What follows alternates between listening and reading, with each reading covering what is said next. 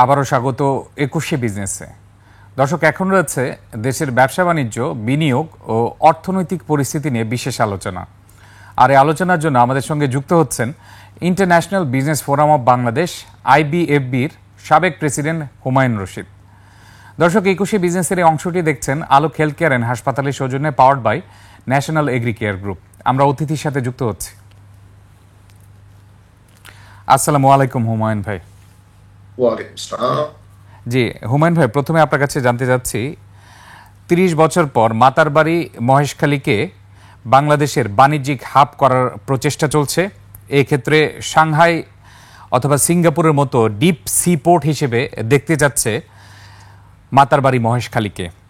এক্ষেত্রে মূলত আমি আপনার কাছে জানতে চাচ্ছি, কি কি প্রসপেক্ট রয়েছে কর্মসংস্থান তৈরি হওয়ার ক্ষেত্রে, দেশের জিডিপিতে অবদানের ক্ষেত্রে এই মাতারবাড়ি মহেশখালী প্রজেক্ট? আপনার সরকার যেটা 4টা স্তম্ভ নিয়ে বলেছেন, সরকারের তরফ থেকে বিডার যে চেয়ারম্যান উনি বলেছেন, এটা কিন্তু অত্যন্ত প্রশংসনীয়। কারণ হচ্ছে আমাদেরকে আগামীর ভবিষ্যৎ যে বাণিজ্যের অপরচুনিটিটাকে এক্সপ্লোর করতে হলে আমাদেরকে এখনই অ্যাড্রেস করার সময় এসছে। বিশেষ করে আপনি যদি দেখেন আমাদের নদী বন্দর, যেটা কর্ণফুলীর পাশে যে নদী বন্দর, এখানে পানির ড্রাফট হচ্ছে আপনার 9 মিটারে আপনি 20,000 টনের জাহাজ আনতে পারেন। কিন্তু আজকে এবং আগামীতে 1 লাখ টনের যে জাহাজ আসবে, এই জাহাজগুলা খালাস এবং এটাতে আবার রপ্তানিযোগ্য পণ্য নিয়ে আন্তর্জাতিক বাজারে যেতে হলে এই ধরনের পোর্টকে অ্যাড্রেস করতে হবে। শুধু মহেশখালী না, মাতারবাড়ি না, ওই অঞ্চলকে আরো সন্দ্বীপকেও কিন্তু আপনি করতে পারেন, যে সন্দ্বীপের অপর পারে এপারে ধরেন আপনার যেভাবে ইন্ডাস্ট্রিয়াল ডেভেলপমেন্ট হচ্ছে, রপ্তানি ইকোনমিক জোন হচ্ছে, আপনার সন্দ্বীপের ওই সাইডেও কিন্তু হওয়ার সম্ভাবনা আছে। তো আপনার এই অপরচুনিটি গুলো কিন্তু সুদূর প্রসারী হিসাবে আজকে আমাদেরকে অ্যাড্রেস করতে হলে প্ল্যান্ড ওয়েতে আগাতে হবে। আপনার কুতুবদিয়া, মহেশখালী, মাতারবাড়ি, এই পুরো জায়গাটাতে কিন্তু আমরা যেটা দেখি, এই জায়গাটাতে অপরচুনিটি ক্রিয়েট করতে হলে প্রথমত 18 মিটার ড্রাফট আছে, এই ড্রাফটে জাহাজ আনা যাবে এবং এই জাহাজ এনে পার্শ্ববর্তী এলাকাগুলোতে আমরা কিন্তু বিশেষ করে পাওয়ার জেনারেশন হাব, পাওয়ার হাব কিংবা পাওয়ারের মেইন জায়গা আমরা হিসাবে ভবিষ্যতে ডিক্লেয়ার করতে পারি, যেখানে আমরা কয়লা কিংবা LNG আনতে পারবো। এখানে আপনি জানেন যে এখানে LNG আমরা পাইপ লাইনে নিয়ে আসার জন্য এখনো ওইভাবে করতে পারি নাই। আমাদেরকে LNG ইম্পোর্ট করে FSRU বসাতে হচ্ছে। FSRU দিয়ে আমরা এই 1100 পর্যন্ত MMCFD গ্যাস আমরা পাচ্ছি। তো আপনার এইখানে যদি আমরা মাতারবাড়িতে ল্যান্ড বেস্ট করতে পারি, তাহলে কিন্তু আমাদের কস্ট এবং যে দুর্যোগপূর্ণ আবহাওয়ার যে চ্যালেঞ্জগুলো আছে, এটাকে আমরা অ্যাড্রেস করতে পারবো। এই অ্যাড্রেসগুলোকে যদি করতে পারি, তাহলে এনার্জি সিকিউরিটিটা এনশিওরড হবে। 1, 2 নম্বর হচ্ছে যত বেশি এনার্জি সিকিউরিটি এনশিওরড হবে, ততখানি আমরা বিদ্যুৎ আমরা আমাদের গ্রিডে পাবো, ন্যাশনাল গ্রিডে। আজকে আমাদের ধরেন আজকের কথা ভাবলে হবে না, আমাদেরকে ভাবতে হবে আগামী 20, 25, 30 বছরের কথা। যদি আমরা ভাবতে চাই, তাহলে কিন্তু আমাদের আগামী প্রজন্মের কর্মসংস্থান এবং নিড যে জিনিসটা, এই জিনিসটাকে অ্যাড্রেস হবে। না হলে কিন্তু শুধু আমরা ফায়ার ফাইটিং করছি, আমরা যখনই কথা বলি তখনই আমরা ফায়ার ফাইট করি।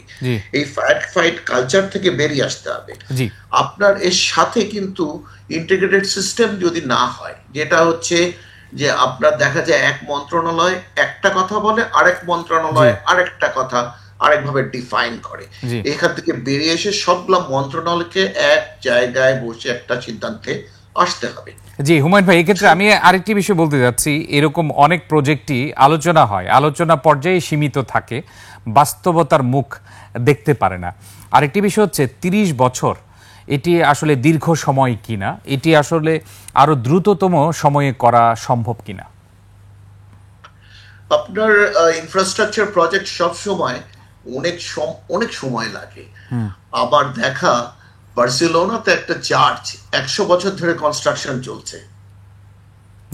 ভলেন্টিয়ার যারা তারা কাজ করছে, এটা এখনো শেষ হয়নি। জি। তো আমরা কেন একটা দেশের কোনো কাজ, কোনো ইনফ্রাস্ট্রাকচার শেষ হয় না।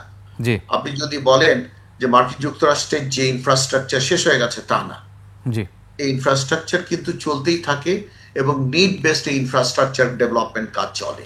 তো কিন্তু আগামী 30 বছরের জন্য যদি আমরা এই ইনফ্রাস্ট্রাকচারের কথা চিন্তা করি, শুধু আমরা ওখানে পাওয়ার প্লান্ট বসাবো তা বললেই হবে না। এর সাথে ট্রান্সমিশন আছে, এর সাথে ডিস্ট্রিবিউশন রিলেশন আছে, যে ওখানে দেখা গেল পাওয়ার জেনারেশন হচ্ছে, কিন্তু আমরা ডিস্ট্রিবিউশনকে, ইনস্ট্রুমেন্টেশনকে, প্রোটেকশনকে আমরা অ্যাড্রেস যদি না করি, তাহলে যেটা হবে যে একটা জায়গায় শুধু আমরা অ্যাড্রেস করলাম, ইন্টিগ্রেটেড আমরা সলিউশন বের করলাম না। এর জন্য একটা পাওয়ার সেক্টর মাস্টার প্ল্যান আছে, পাওয়ার এবং এনার্জি সেক্টর মাস্টার প্ল্যান আছে, ওটাও যাতে রিলেটেড হয়। আগামী 30 বছরে আমরা যাতে এই জিনিসটাকে ফলো করতে পারি, এবং প্রত্যেকটা মন্ত্রণালয়, এখানে ভূমি মন্ত্রণালয় আছে, এখানে আইন মন্ত্রণালয় আছে, এখানে এনভায়রনমেন্ট মিনিস্ট্রি আছে, এটা একটা পাহাড়, এটা আইল্যান্ড শুধু না, একটা পাহাড় ঘেরা আইল্যান্ড মহেশখালী বিশেষ করে। এই জায়গাটাতে এখনো অনেক লোক থাকে। এই জায়গাটাকে আমাদেরকে অ্যাড্রেস করতে হলে প্রত্যেকটা মন্ত্রণালয়ের ইন্টিগ্রেটেড সার্ভিস এবং একই মতে আগাতে হবে। জি, এক্ষেত্রে সম্মিলিতভাবে আগাতে হবে। আমি আরেকটি বিষয় জানতে চাচ্ছি, যদি এটি বাস্তবায়ন হয়, এই ক্ষেত্রে উপকৃত হবে কোন কোন খাত সবচেয়ে বেশি, অথবা কোন কোন খাতে বাণিজ্যিক সম্ভাবনা বেশি বাড়বে? আপনার শিল্পের প্রথম যে জিনিস, শিল্পেও যদি মানে একটা বাংলাদেশের রকেট হয়, আমাদের দেশে এখনো শিল্পের বিপ্লব হয়নি ওইভাবে। আরো অনেক অপরচুনিটি আছে, যেটা আমরা যদি দেখি যে অতীতে 100টা ইকোনমিক জোন তৈরি করার পরিকল্পনা ছিল। এই পরিকল্পনাটা আগামীতে আমাদের দেশে 100টা ইকোনমিক জোন আসতে পারে, যদি আসে, কথার কথা বলছি। তাহলে এই যে আপনি দেখেন উত্তরাঞ্চলে, দক্ষিণাঞ্চলে, পশ্চিমাঞ্চলে, এই জায়গাগুলোতে কিন্তু শিল্পায়ন ওইভাবে হয়নি। পূর্বাঞ্চলে বিশেষ করে আমাদের দেশে শিল্পায়ন হয়েছে। তো আমাদের আজকে যেগুলাকে প্রায়োরিটাইজ করা দরকার, আমাদের যেটা সবচেয়ে আগে যেগুলা প্রায়োরিটাইজ করা দরকার, এই জিনিসগুলাকে ডেলিভার করতে হবে। 2 নম্বর হচ্ছে যে যদি এই মহেশখালীর মতন প্রজেক্ট আসে, তাহলে তৎকালীন 30 বছর পরে হয়তো আমরা বাঁচবো না, কিন্তু আমাদের ভবিষ্যৎ প্রজন্ম, তারা কিন্তু এদেশে অনেক বেশি ইনভেস্টমেন্ট করার অনুপ্রেরণা পাবে। ইভেন বাংলাদেশি বিনিয়োগকারী বাড়বে, এবং ভবিষ্যতে যে বিদেশি বিনিয়োগকারী যারা আছে, তারাও কিন্তু বাংলাদেশমুখী হবেন। তারা এমনও হতে পারে খুলনাতে যে আপনার শিল্প স্থাপনে ইন্সপায়ার্ড হবেন, কারণ খুলনা থেকে আপনার রিভারাইন ট্রান্সপোর্টেশন ফ্যাসিলিটিস আছে। ফলে যেসব জায়গায় রিভারাইন ট্রান্সপোর্টেশনের ফ্যাসিলিটিস আছে, সেসব জায়গায় কিন্তু শিল্প গড়ে উঠতে পারে। এই পদ্মার পাড়ে, যমুনার পাড়ে অনেক জায়গায় কিন্তু আমাদের শিল্পের তৈরি, শিল্প হওয়ার মতন অবকাশ রয়ে গেছে, যেটা দীর্ঘমেয়াদী প্ল্যানে ইনকর্পোরেটেড। জি, এক্ষেত্রে হুমায়ুন ভাই আরেকটি বিষয় রয়েছে, এই সব কিছু শিল্পায়ন ঘটানোর জন্য এবং বিদেশি বিনিয়োগ আসার জন্য দেশের যে অভ্যন্তরীণ যে কাঠামো রয়েছে, বিশেষ করে রাস্তাঘাট, এগুলোর আরো উন্নয়ন হওয়া উচিত কিনা? রাস্তাঘাট হচ্ছে একটা পার্ট অফ ইনফ্রাস্ট্রাকচার। জি, আপনার আরো অনেক কিছু আছে, বিশেষ করে পলিসিটা একটা দেশে ইনভেস্টমেন্টের, বিনিয়োগের কিন্তু প্রথম মেরুদণ্ড, প্রথম অন্তরায়, এবং এটাকে যদি অ্যাড্রেস করা যায়, রিফর্ম করা যায়, তাহলে যে কাজটা হবে সেটা হবে, এই পলিসিটা প্রথম দরকার, রিফরমেশন। তারপরে আছে ইনফ্রাস্ট্রাকচারের ভিতরে পানি, বিদ্যুৎ, গ্যাস, রোড, কাস্টমস, পোর্ট, এগুলো সবগুলো একটার সাথে আরেকটা ইন্টাররিলেটেড। জি, আপনি যেটা বলছিলেন ইন্টিগ্রেটেড সিস্টেম ডেভেলপ করতে হবে, এবং এই ইন্টিগ্রেটেডের মধ্যেই আসলে সবগুলো মহলের সমন্বয় নিয়ে এই সবগুলোই আসলে অবকাঠামো খাতেই জোর দিতে হবে। আমরা আরও আলোচনা করব, ট্রাম্পের ট্যারিফ নিয়েও আলোচনা করব। একটা ছোট্ট বিরতিতে যাচ্ছি। দর্শক, এ পর্যায়ে নিচ্ছে একটা বিরতি, ফিরছি একটু পরে, ততক্ষণ আমাদের সঙ্গেই থাকুন। আবারও স্বাগত 21শে বিজনেস। দর্শক, বিরতির আগে ব্যবসা বাণিজ্য, বিনিয়োগ ও অর্থনৈতিক পরিস্থিতি নিয়ে কথা বলছিলাম। International Business forum of Bangladesh IBFB এর সাবেক প্রেসিডেন্ট হুমায়ুন রশিদের সঙ্গে আমরা আবারও ফিরছি আলোচনায়। জি হুমায়ুন ভাই, এখন আপনাকে প্রশ্ন করতে চাই, যুক্তরাষ্ট্রের বাজারে তৈরি পোশাক রপ্তানিতে চীন তাদের বাজার হারাচ্ছে, 38% বাজার হারিয়েছে শুধুমাত্র জুলাই মাসে। বাংলাদেশের বাজার বেড়েছে প্রায় 5% মতো, কিন্তু সবচেয়ে বেশি বাজার দখল করেছে ভিয়েতনাম। সেই ক্ষেত্রে ভিয়েতনাম, ইন্দোনেশিয়াও রয়েছে। এই ক্ষেত্রে আপনি যদি বলতেন যে বাংলাদেশ, ভিয়েতনাম, ইন্দোনেশিয়া তাদের মতো বাজার দখল করার জন্য কি কি করণীয় রয়েছে? আমাদের দেখতে হবে চায়নায় ইভেনচুয়ালি কিন্তু এই ধরনের পণ্যের রপ্তানি আস্তে আস্তে গ্র্যাজুয়ালি কমে যেত। কারণ হচ্ছে চায়নাতে আপনার যে ওয়েজেস, যে প্রোডাকশন কস্ট, এটা যে বেড়ে যাচ্ছিল, এর জন্য এরা AI এবং অন্যান্য আধুনিক পদ্ধতি ব্যবহার করত, যে পদ্ধতিতে তারা প্রোডাকশনে যাচ্ছিল। তারপরেও তারা কিন্তু বাংলাদেশের মতন এত কম্পিটিটিভ হতে হওয়ার সম্ভাবনা ছিল না। তো আমাদের এখন ভিয়েতনামে যেটা গেছে, চায়না থেকে, চায়না এবং ভিয়েতনামের ক্রস বর্ডার ফ্যাসিলিটিস খুবই ভালো, এবং ওই ক্রস বর্ডার ফ্যাসিলিটিস থাকাতে তারা ওই অ্যাডভান্টেজটুকু পেত, এবং ভিয়েতনামের acceptability in the US market খুবই ভালো ছিল, আছে। কিন্তু ওখানেও আবার কিন্তু ইফ অ্যান্ড বার্ডস আছে এই ট্যারিফের উপরে, যেটা দিয়ে ভিয়েতনাম পেয়েছে। তারপরেও আবার অনেকগুলা কথা আছে, এই কথাগুলা নাই বললাম। তবে আমাদের যদি করতে হয় তাহলে আমাদের দেখতে হবে যে আমরা চায়নার যে জিনিসগুলো, সেই জিনিসগুলো কি কি জিনিস আমরা নিয়ে আসতে পারি। সরকার কিন্তু এইখানে আমাদেরকে হেল্প করতে পারে যে আমাদের কি ধরনের ডাইভার্সিফিকেশন প্রয়োজন আছে। আমাদের এখানে ডিউরেবল, নন ডিউরেবল প্রোডাক্ট তৈরি করা বাংলাদেশের খুবই সম্ভব, এবং আমরা Chinese version, Chinese technology, Chinese innovation, যে জিনিসটা যদি শেয়ার করতে পারতাম, তাহলে এই জায়গা থেকে, আমাদের দেশ থেকে, শুধু আমেরিকা না, ইউরোপ, অন্যান্য দেশে রপ্তানি করা যেত। জি, এই ক্ষেত্রে ডিউরেবল এবং নন ডিউরেবল প্রোডাক্টের যদি একটু উদাহরণ দিতে পারতেন। ডিউরেবল, নন ডিউরেবল। ডিউরেবল প্রোডাক্টগুলো যেটা হচ্ছে যে আপনার অনেক দীর্ঘদিন আপনার ব্যবহারযোগ্য, আর যেগুলো নন ডিউরেবল হচ্ছে, ধরেন এই ক্রিসমাসের সময়, এই সিজনে এই ক্রিসমাসের যে টয়স এবং গাছ, যেগুলা প্লাস্টিকের পণ্য কিংবা বাতি ব্যবহার হয়, এই জিনিসগুলো হচ্ছে নন ডিউরেবল প্রোডাক্ট। এটা কিন্তু আমাদের দেশে করা খুবই সম্ভব, এবং আমাদের দেশে গ্রামে গঞ্জে মহিলাদেরকে দিয়ে এই কাজগুলো করানো সম্ভব, কোঅপারেটিভ সিস্টেমের মধ্যে দিয়ে। কিংবা ধরেন আপনার এই যে নারকেলের ছোবড়া দিয়ে আমরা যে জিনিসগুলো বানাই, পাপোশ জাতীয় জিনিস, কিংবা আপনার সাস্টেইনেবল জিনিস, যেখানে গাছ লাগানো যায়, এই জিনিসগুলো যদি আমরা ভ্যালু অ্যাড করে আমরা যদি রপ্তানি করতে পারি, তাহলে কিন্তু আমাদের মার্কেট অপরচুনিটি আছে। আর টেকনোলজি ট্রান্সফার হবে কিভাবে? চায়না থেকে আমরা টেকনোলজি কি নিয়ে, মানে চায়না কি আমাদের সাথে টেকনোলজি শেয়ার করবে? এটাই এখানে চ্যালেঞ্জ, এই জায়গাটা চ্যালেঞ্জ, যে সরকারকে এখানে এগিয়ে আসতে হবে। সরকার ফ্যাসিলিটেট করবে যে প্রাইভেট সেক্টর আমরা যারা আছি, আমরা যাতে কোন কোন জায়গায় হাত দিলে আমরা বাজার পাবো, এই জায়গাগুলোতে সরকার আমাদেরকে যদি হেল্প করে, আমাদের এখান থেকে ট্রেড বডিজ যারা আছে, যারা বিশেষ করে চেম্বার অফ কমার্স এবং ট্রেড বডিজ যারা আছে, এদেরকে যদি চায়নার বিভিন্ন সেক্টরাল ভিজিট করান, তাহলেও কিন্তু একটা এক্সপেরিয়েন্স কিন্তু পাবে।